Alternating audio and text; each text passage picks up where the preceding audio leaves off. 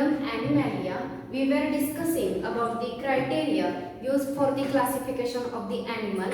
So the name of topic is Kingdom Animal in NCERT and Kingdom Animalia in State Board. So criteria used for the classification of animal, in that we learn first point, that is level of organization, and we learn there are main 4 level of organization in organism. First one is cellular level of organization, second one is tissue level of organization, next is organ, and next one is organ system level of organization. So in cellular level of organization, we learn that there is just loose arrangement of cell but no formation of tissue.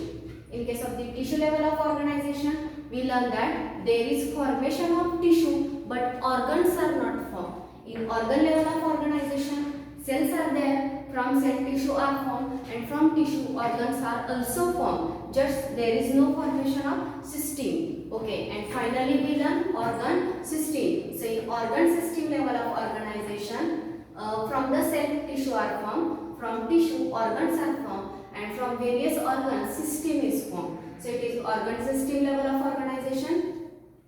In organ system level of organization, we learn main 2 systems. One is digestive system and another one is circulatory system. So in digestive system, we learn there are 2 main types. One is complete digestive system and second one is incomplete digestive system. So in complete digestive system, all of you know that system, that digestive system have single opening which work as in complete digestive system, that system have 2 opening. One is mouth and another one is anus, and in incomplete digestive system, the digestive system have single opening which work as mouth as well as anus. Now next we learn circulatory system. Circulatory system, it is of 2 types. Open circulatory system and closed circulatory system. In open circulatory system, there is blood to pump the blood, there is heart to pump the blood, but there are no blood vessels to carry the blood. It is called as open circulatory system. In closed circulatory system, blood pumped by the heart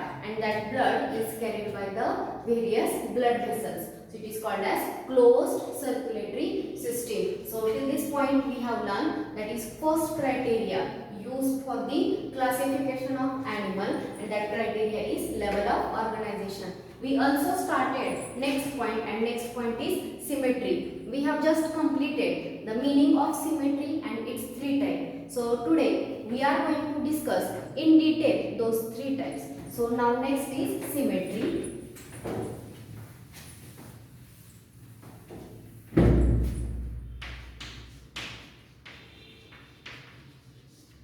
So what is meant by symmetry? Symmetry is similarity in number, shape, size of organs on the opposite side of median axis. Suppose this is median axis. If body is cut through this median axis, then if there is same number of organs, same number means see, if this is median axis, on the opposite side, if there here on this side there is one hand, on this side also one hand, means number of organ is same. Okay, so number of organ should be same. Second, shape of organ should be same, and third one is size of organ also should same. So if there is similarity or same number of organ, same shape and same size of organ on the opposite side of median axis, then it is called as symmetric organism. Now symmetry, it is basically of 3 types. So before starting the 3 types, first symmetry is division of body into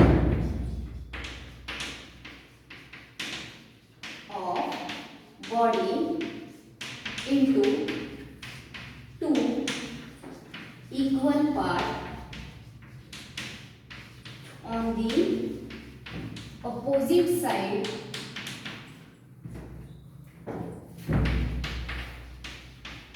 of median axis. It is called as symmetry. So what is symmetry? Symmetry is division of body into 2 equal parts on the opposite side of median axis. It is called as symmetry. Now symmetry is basically 3 types. Means we are going to learn 3 types of symmetry. One is asymmetry.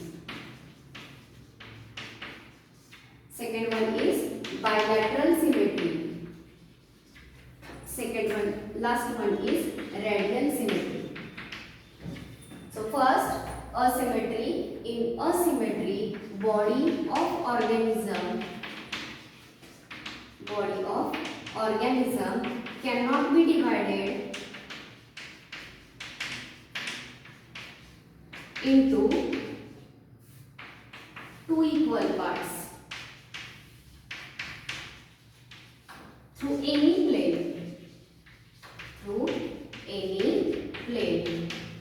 Okay, those organisms are called as asymmetric organisms. What is asymmetry? Asymmetry means if body of organism cannot be divided into two equal parts, then that organism is called as asymmetric organism. I have told you one example of asymmetry, that is amoeba. In case of the amoeba, if we cut body of organism through any plane, then its body cannot be divided into two equal parts. So it is asymmetry. Now amoeba, it is not under the kingdom Animalia. So we have taken one more example of kingdom Animalia, that is sponges, Porifera.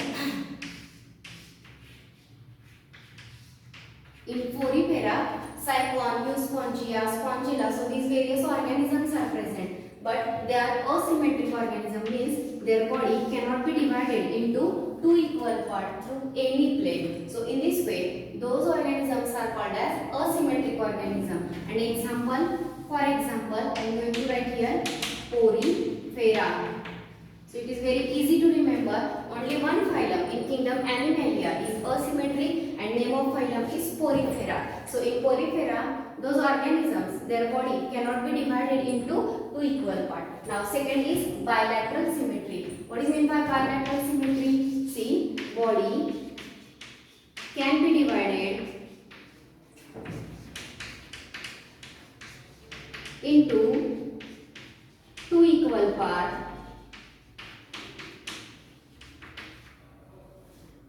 on the opposite side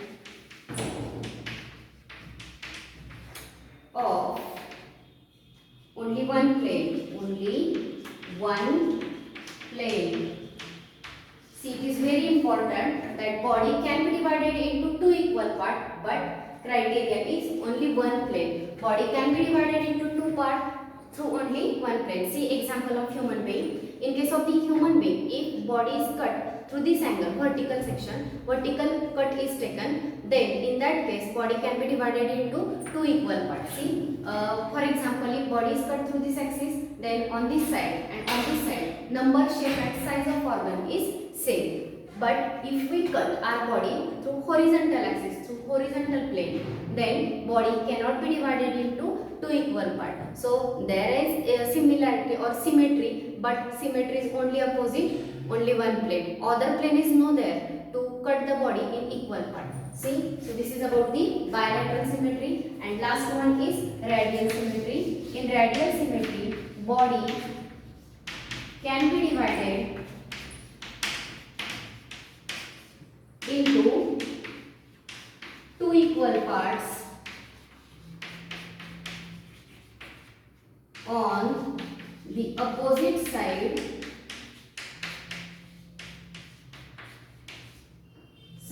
of any plane passing through center. So in radial symmetry, body of organism can be divided into two equal parts on the opposite side of any plane passing through the center. So this is called as radial symmetry. So see, in bilateral symmetry, body can be divided into two equal parts, and in radial symmetry also, body can be divided into two equal parts. Now what is the difference in these two? In bilateral symmetry, body can be divided into two equal parts, only opposite side of only one plane, and in radial symmetry, body can be divided into two equal parts through any plane passing through the center. Now see one example. Here you have seen Hydra. You know the Hydra. So in Hydra, if you see the Hydra from its upper side, upper view, then you see it circular. Or some organisms are there in phylum Ctenophora which are spherical like ball. So in those organisms, See, body can, if we cut the body in this plane, it can be divided into two equal parts. If we cut it through this plane, then also there are two equal parts. Through this plane also two equal parts, and through this plane also there are two equal parts. So in this way, body can be divided into two equal parts through many planes passing through the center. So it is called as radial symmetry. And in bilateral symmetry, see, suppose this is organism. If we cut body through this plane, then only body of organism can be divided into two equal parts. But if we cut in this plane, body cannot be divided into equal parts. So in bilateral symmetry, there is only one plane for the division, and in radial symmetry, there are many planes passing through the center which can divide body into equal parts. Now you have to remember the example. So you will remember in the next session also. But right now I told you which phylum are asymmetric and which are radially symmetric. So I have written the name of asymmetric phylum, that is first phylum of kingdom Animalia, Porifera. The organism present in Porifera are asymmetric organism. In case of the radial symmetry, there are three phylum which shows the radial symmetry. So second phylum, the name of second phylum is Coelenterata. So this phylum is radially symmetric. Second one is Ctenophora. And last one is Echinodermata. So these three phylum are radially symmetric. Excluding these three and this Porifera, all other phylum, most of the phylum are bilaterally symmetric. So you can remember the name of phylum is showing various symmetry right now also. Asymmetric, only one phylum, that is Porifera, and radially symmetric, three phylum, Coelenterata, Ctenophora and Echinodermata. And other than these four, other phylum are bilaterally symmetric. So here we completed second criteria used for the classification. Now next criteria is germ layer. What is germ layer? See.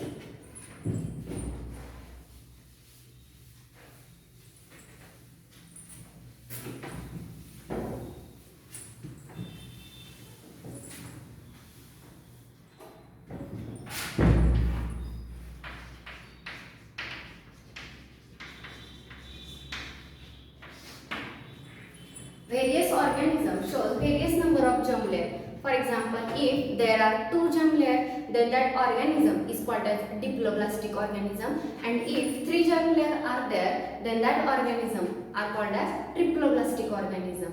So first of all, what is meant by germ layer? So you have to understand this germ layer. See, in case of the animals which show sexual reproduction, so in sexually reproducing organism, there are two main sex cells. So one sex cell is called as egg, and that egg is produced in the reproductive system of female, and another sex cell is sperm, and it is produced in the reproductive system of male. When this egg and sperm fuse with each other, single cell is formed, and that single cell is called as zygote. Now this zygote divide and redivide and form mass of cell. Now there are various names to the various stages of the development. Means when single cell divide, two cells are formed. It is called as two cell stage. Next is four cell stage, 8 cell, morula, blastula, gastrula, in this way. But you have to just remember mass of cell is formed. When mass of cell is formed, these cells get arranged into the germinal layer. These cells are arranged either in two layers or in three layers. See, if these cells are arranged in the two germinal layers, suppose this is first and this is second germinal layer. Okay, in this way, if cells are arranged in the two germinal layer, then that organism is called as diploblastic organism. So name is diploblastic. So how many germ layers are formed? Two. One germ layer is called as ectoderm and another is endoderm. So in this way, if two germinal layers are present, then that organism is diploblastic organism. And one more thing, in between ectoderm and endoderm, non-differentiated one layer is present, and that layer is called as mesoglea. So this is about diploblastic. Now one more type of organism is triploblastic. So what is triploblastic? See.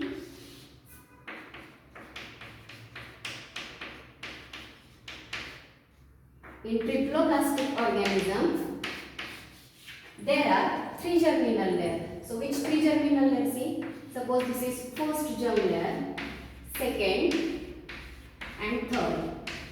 Out of which outer germ layer it is called as ectoderm, middle is called as mesoderm, and inner is called as endoderm. So if in this way there is formation of three germinal layers, then that organism is called as triploblastic organism. Now what happened about this germ layer? So if diploblastic, this germ layer is going to differentiate into the various organs. From these various germ layer, various organs are going to form. For example, heart, brain, liver, or bones. So various organs are formed from the germ layer. But our point is, how many germ layers are there? On the basis of that, organisms are two types. So first type is diploblastic organism, and second type is triploblastic organism. So in diploblastic organism, two germ layers are there. Two germ layers are present, and name of those germ layer is, one is ectoderm, another is endoderm, and in between ecto and endo, mesoglia is present. And what is triploblastic organism? So in triploblastic organism, three germ layers are present. Three germ layers are present,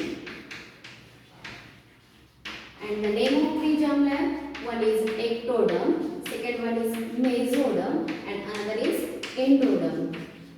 So if these three germ layers are present, then those organisms are called as triploblastic organism. So we have completed this next third point, which used for the classification of animal. And third point is germ layer. And according to germ layer, two types of organism. One is diploblastic and another one is triploblastic. In diploblastic organism, two germ layers are present, and in triploblastic organism, three germ layers are present. So we have completed this point. Now after the germ layer, next point is coelom or body cavity. What is coelom or body cavity? See.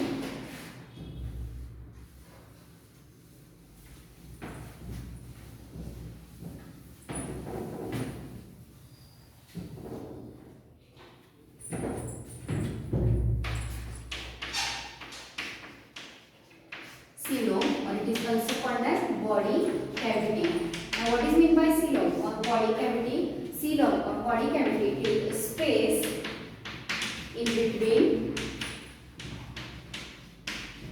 body wall and alimentary canal. That space is called as coelom or body cavity. So see this diagram. If this is body wall, our body wall, outermost body wall, in our body, inside the body there is digestive system. It is also called as gut. So this is gut wall, and if in between body wall and gut wall such type of space is present, then that space is called as coelom or body cavity. And in this body cavity, various organs are located. So if this body cavity is present, this body cavity is also called as coelom. If this coelom or body cavity is present, then that organism is coelomate. And if body cavity is absent, then it is a coelomate. Now there is third one type, that is pseudocoelomate. So what is coelomate, acoelomate and pseudocoelomate? That we will discuss in our next lecture. But before that, just remember the definition of coelom. Coelom is the space, cavity in between body wall and alimentary canal. So this space, it is called as body cavity, and this cavity is of three types. One is acoelomate. A means absent. So in those organisms, coelom or this body cavity is absent. Second one is coelomate, and third one is pseudocoelomate. So what is difference in coelomate and pseudocoelomate? That we will discuss in our next lecture. Thank you.